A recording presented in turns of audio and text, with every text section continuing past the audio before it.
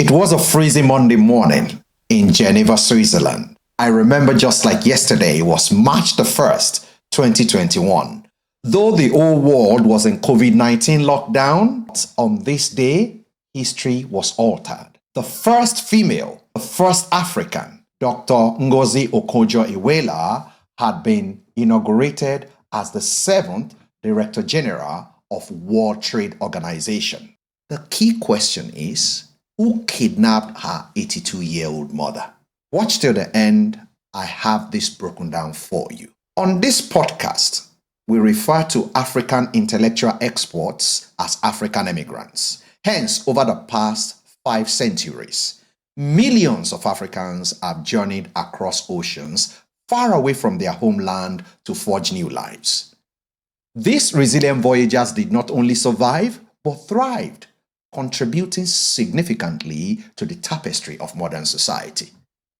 Welcome to African Immigrant, where we unravel the stories of these unsung heroes, one remarkable tale at a time. I'm your host, Yomiro Timi, speaking for the unheard. Don't forget to subscribe to this channel and leave us a comment below so we can know the next African immigrant to feature on this podcast.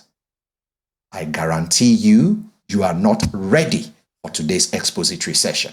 Dr. Ngozi has been the first female many times though. She was the first female finance minister for her home country, Nigeria, and the first to hold the position twice, between 2003 and 2006, and between 2011 and 2015. However, before then, during her 25-year career with the World Bank Group, where she rose to the position of Managing Director Operations, she was the first female and the first African to contest for the position of the President of the World Bank Group. Before I tell you about the terrible thing that happened to Dr. Ngozi, let me share with you where her winning character began from. Dr. Ngozi grew up with her grandmother in the village in eastern Nigeria, where she learned how to cook, clean, and fetch water from the streams like a typical Nigerian girl would do. And in case you wonder, why was she living with her grandmother? You're right. Her parents were studying in Germany on scholarship as of then, and they did not have enough money to take her with them. However, from this humble beginning, Dr. Ngozi Okonjo-Iweala attended Harvard, where she got a distinction in economics in 1977, and she went on to MIT to do her PhD. However, what then happened? Fast forward to the best part. As the Minister of Finance in Nigeria, she spearheaded the negotiation with Nigerian creditors that led to wiping off about $30 billion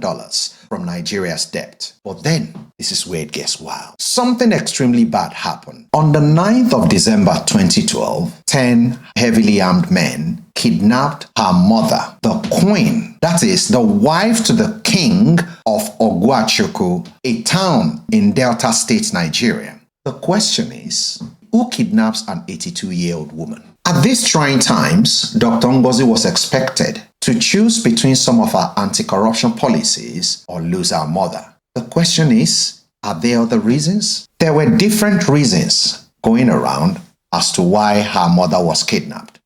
Some target to the anti-corruption policies, which she had to either keep or lose her mother. There are many other reasons flying around. As an example, Paul Nwabuiku, the spokesperson for the finance ministry, said she's been threatened recently. She had also delayed payment to fuel importers, asking to verify some of their subsidy claims. Another question is, was this due to the unrest in the Niger Delta region? Here comes the golden question. If you were in our shoes, what option will you choose? Your country or your family? Leave your response in the comment section below and don't forget to subscribe. Here comes the plot twist. She said no. Dr. Ngozi refused to back down to the kidnappers, even though it was counterintuitive. On the 14th of December 2012, after 5 days in the kidnappers' den, her mother was released.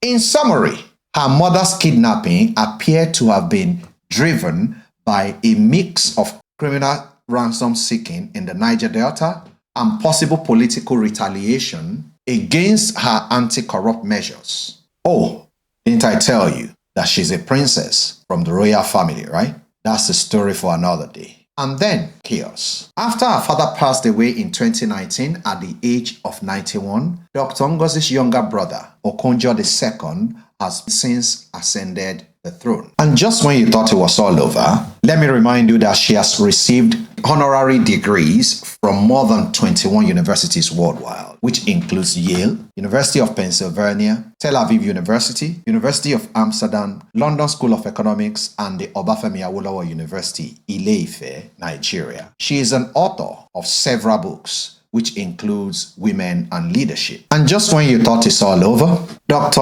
Okonjo-Iweala has been listed as the top 100 most powerful women in the world by Forbes between 2011 and 2023. And she's one of the top 100 most influential people in the world, according to Times Magazine. One of the 25 most influential women in finance. One of the 50 greatest leaders of all time. She has numerous honors that follows her. She is also being listed among the 73 brilliant business influencers in the world by Condé Nast International. Didn't I tell you we were saving the best for last? Her term as the World Trade Organization Director General should expire by 31st August 2025. However, this is where it gets really interesting, because on the 29th of November 2024, Dr. Ngozi was reappointed as the Director General for a second 4-year term, all the way till August 2029. Dr. Ngozi Okonjo-Iweala is an African immigrant. She came, she saw, and she conquered. Thanks for watching thus far. Kindly subscribe to African Immigrant across all social media platforms. I'm your host, Yomi Rotimi, speaking for the